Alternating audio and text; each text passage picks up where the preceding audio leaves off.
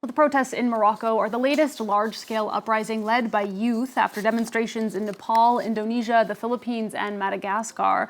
For some analysis, we can bring in D.B. Subedi, a lecturer in peace and conflict studies at the University of Queensland in Australia. Thank you so much for taking the time to speak with us. Thank you. Just first, Thanks. Great. Just first, what have been your thoughts as you've watched these protests unfolding in Morocco? Have you been making parallels with these other recent youth movements?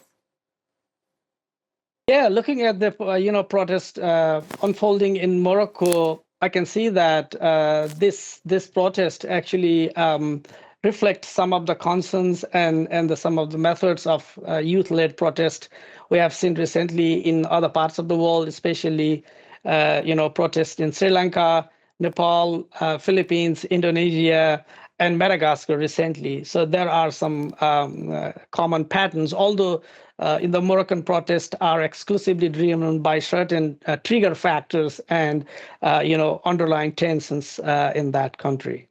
Okay, well, we'll talk more kind of about what brings these together. But first, can you talk a little bit about maybe what is specific to Morocco? In Morocco, actually, the trigger factor has been the government's decisions to invest in stadiums to build, for World Cup, I think in 2030. However, this also concerns with the youth's demand for delivering more on public services like health, education. So people are actually demanding for more spendings on public services like health, education at the same time. And in the other protests, was corruption is the more driving factor, or kind of what's the difference? Can you talk about some of the other driving factors in those other movements? Yeah, well, there are a number of common driving factors about these youth-led, GenZ-led protests around the world, most recently. And one of the common factors is corruptions, which is obviously then impacts on growing social inequality in other countries. So corruption is one of the important factors. But together with corruptions, then there are also other issues. For example, diminishing trust in public institutions, government institutions, but also political elites, and rising socioeconomic inequalities in some of these countries are actually driving people to take to the streets. And you mentioned that the methods we're seeing are similar as well. Can you talk a little bit more about those and how we're seeing Gen Z use social media in particular? Yeah, well, social media has recently become, one of the tools, repertoires of collective actions we have seen, led by Gen Z generations recently.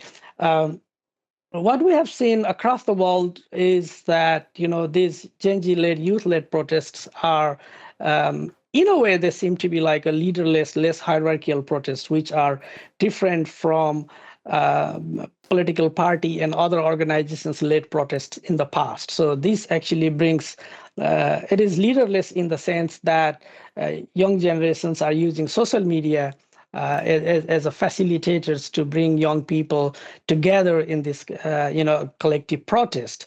So in that sense, these are different from traditional political party and other organizations led, protest movements of the past. And one of the striking feature of this protest is that, especially, the Generation G and younger generations are actually showing their concerns about the inequality, but also injustice, because they not only see this as, sort of a governance issue or an issue of public service delivery, so to speak, but, for these generations, corruptions and related issues like, the domination of political elites, growing socioeconomic inequality, lack of employment or growing unemployment. And these kind of issues are also, they see them as these issues as existential threats for younger generations. They take it very seriously. And social media, in fact, in this case, is actually playing as an amplifier of the voices of people, because people are on one hand, amplifying their voices through social media. They are actually amplifying the severity and then the gravity of these issues through social media, but at the same time, actually mobilizing social media as a repertoire of collective actions for these mass protests. And as you mentioned, these are leaderless movements, but in some countries like Nepal, I mean, we've seen them ultimately topple the government and Sri Lanka, and kind of give way to organizing to really build a new process. What have we seen afterwards in some of those countries? I mean, are some of the leaders stepping up? Kind of what happens when the protests have died down and they're building the next chapter? Yeah, Nepal's case probably a bit different in terms of how the protests actually unfolded quite dramatically and rapidly, because the government collapsed within 24 hours, and then the GenZ protesters were then invited to nominate their leaders to form a civil society-led governments. And at that stage, GenZs, it seemed to me that they were not even prepared to send a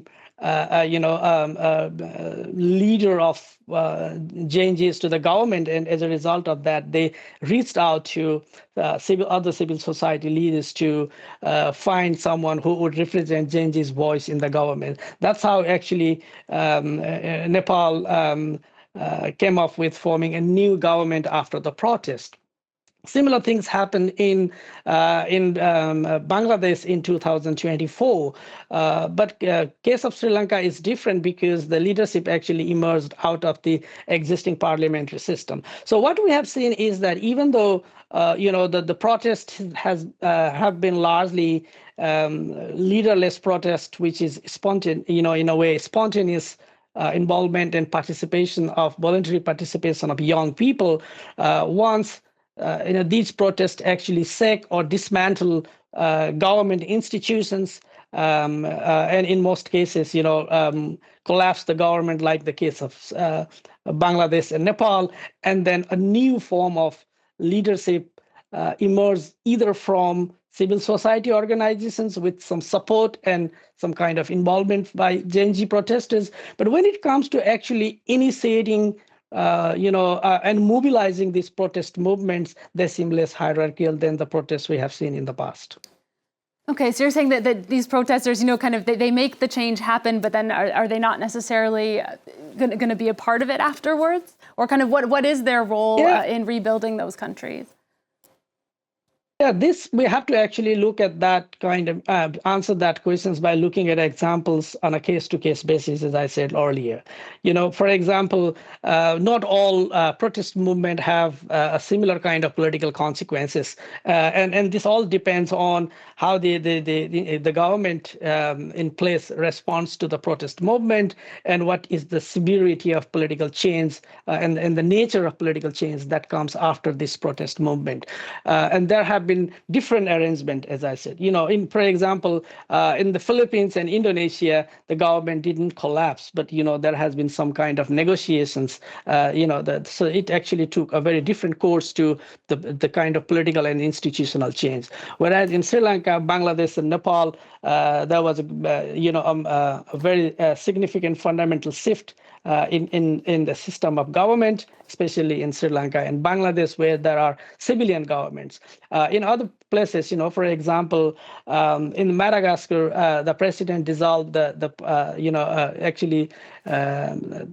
Council of Ministers, and a new form of government is coming along the way. So, which means like we can see a common pattern in terms of driving factors. What is driving this protest movement, and how these protest movements have been organized and mobilized by the use of social media and other kinds of online platforms. But what kind of political changes it brings about depends on a particular context, and we must see them on a case-by-case basis. That's what I mean to say here.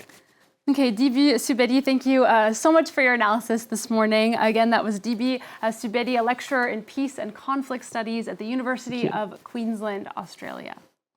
It's time for us to take a short break here on France 24, but stay with us if you can. We'll have another look at the headlines in just a few minutes.